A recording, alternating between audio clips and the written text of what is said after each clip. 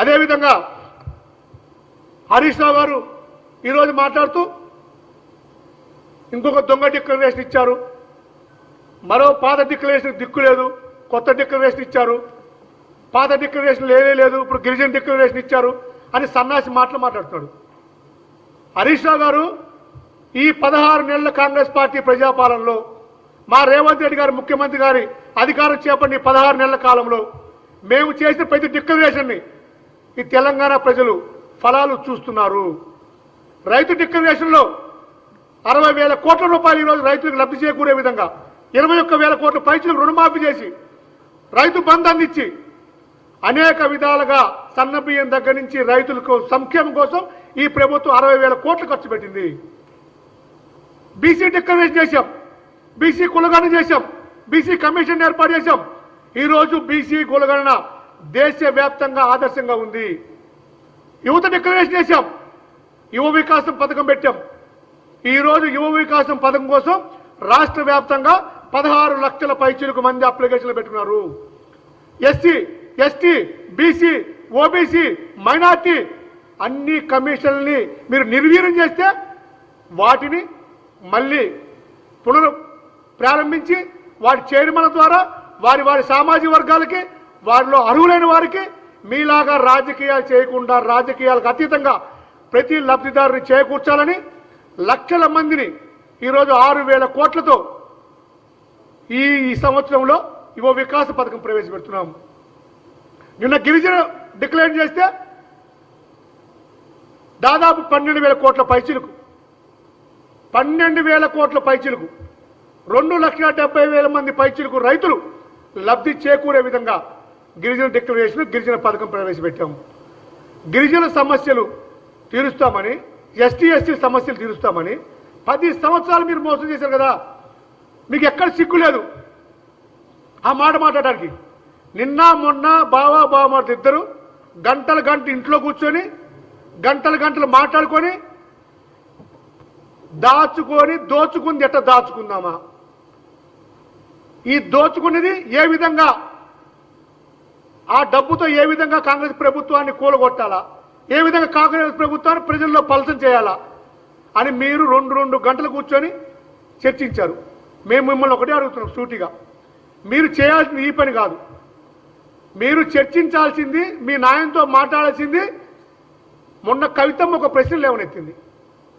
మీ ఇంటి ఆడబిడ్డ, రాష్ట్ర మాజీ ముఖ్యమంత్రి కూతురు, 5 సంవత్సరాలు పార్లమెంట్ సభ్యురాలుగా, మళ్ళీ రెండోసారి ఓడిపోగానే ఇప్పుడు 5 సంవత్సరాలు ఎమ్మెల్సీగా ఆమె ఒకటే అడిగింది ప్రజల ముందు, భౌగోళిక తెలంగాణ తెచ్చుకున్నాము కానీ సామాజిక తెలంగాణ సాధించలేకపోయామని. ఎవరు సాధించలేకపోయారు? మీ నాయనే కదమ్మా. ఈ మాటకి సమాధానం హరీష్ రావు, కేటీఆర్ గారు కవితమ్మకి చెప్పాలి. మీరు ఏ పని చేయండి, మా మీద బురజల్లే పని కాదు, కాంగ్రెస్ ప్రభుత్వం బురజల్లే కార్యక్రమం కాదు. దళిత ముఖ్యమంత్రి చేయలేకపోయారు, డబుల్ బెడ్రూమ్ ఇల్లు ఇవ్వలేకపోయారు, ఉద్యోగాలు ఇవ్వలేకపోయారు, బీసీలకు న్యాయం చేయలేకపోయారు, మొదటి 5 సంవత్సరాలు మహిళా మంత్రి లేకుండా చేశారు. చివరికి మీ గతికి, మీ దరిద్రానికి మహిళా శిశు శాఖ మంత్రి కూడా మీ ఇంట్లో పాలేరుకే ఇచ్చారు. ఇంత దారుణమైన మీ పరిపాలన ఏమని చెప్తారు హరీష్ రావు గారు? ప్రజలకు ఏమని చెప్పదలుచుకున్నారు? మీరు మీ బామర్ది కూర్చొని మీరు మాట్లాడుకుంది ఇవి మాట్లాడుకోవాలి. ఇప్పుడు రేవంత్ రెడ్డి గారు పరిపాలిస్తున్నాడు. అరే మన మామ ఒక్కరోజు సెక్రటరీ రాకపోయా, ఒక అధికారి కలవకపోయా, ఒక మంత్రిని కలవకపోయా, ఒక ఎమ్మెల్యేని కలవకపోయా, మన గడి ముందు పడిగాపులు కాసేవాళ్ళు కదా. కానీ ఈరోజు మీరు చెప్పే రాజప్రసాదం ఒక సామాన్యుల ఇల్లు అయింది. అది ఒక సామాన్యులకి ఆపదల్లో ఆదుకునే ఒక దేవాలయం అయింది మా ముఖ్యమంత్రి గారి నివాసం. ప్రతి క్షణం ప్రజలకు అందుబాటులో ఉంటున్నాడు, ప్రతి క్షణం అధికారులు సమీక్షలు చేస్తున్నారు, ప్రతి క్షణం ఈ రాష్ట్రాన్ని అభివృద్ధి పదంలో ఎలా తీసుకెళ్లాలని ఆలోచన చేస్తున్నారు. ఒక వెనుకబడి జిల్లా నుంచి ఒక సామాన్యుడు ముఖ్యమంత్రి అయితే ఇంత మంచిగా పరిపాలిస్తుంటే మీరు ఓర్చుకోలేక ఇంకా అవాకులు చెవాకులు మాట్లాడుతున్నారంటే మీకు ఎక్కడ సిగ్గు లేదు? హరీష్ రావు గారు, కేటీఆర్ గారు, మీరు మొట్టమొదటిగా సమాధానం చెప్పాల్సింది మీ ఇంటి ఆడబిడ్డ కవితమ్మకి. ఇప్పటికైనా ఆమె కళ్ళు తెరుచుకున్నాయి.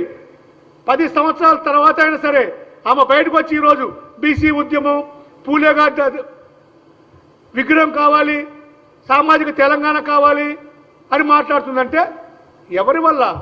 ఈ 16 నెలల కాంగ్రెస్ పార్టీ పరిపాలన వల్ల. ఇది కాంగ్రెస్ పార్టీ ఇంత మంచిగా పరిపాలిస్తుంది, మేము చేయలేకపోయామే అని కవితమ్మ గారు ఈరోజు వచ్చి బయటకు వచ్చి మాట్లాడతారు. కవితమ్మ గారికి మేము ఇదే సూచన చేస్తున్నాను నేను వ్యక్తిగతంగా. అమ్మ, ఇదే ధైర్యంతో మీరు మీ నాన్న ఎదిరించి బయటకు రండి. ఇదే ధైర్యంతో వెనకబడి వర్గాలకి మీరు అండగా ఉండండి. ఇదే ధైర్యంతో మీరు బయటకు వచ్చి పార్టీ పెట్టండి. అప్పుడు వీళ్ళకి బుద్ధి ఉంటుంది. కనీసం మిమ్మల్ని అన్నా ప్రజలు నమ్ముతారని చూద్దాం. మీ నాయన నమ్మలా, మీ నాన్న నమ్మేటట్లేరు, మీ అన్నను నమ్మేటట్లేరు, మీ బావని నమ్మేటట్లేరు. కనీసం మీరు దోచుకున్న డబ్బులన్నా ఈ విధంగా ప్రజలకు ఉపయోగపడతాయి. మీరు దోచుకున్న డబ్బులన్నా ప్రజలకి సంక్షేమం కోసం కాకపోయినా వారికి ఏదోటి మీరు పార్టీ పేరుతో వాళ్ళు పంచిపెడతారన్న ఆశ ప్రజలకు ఉంటుంది.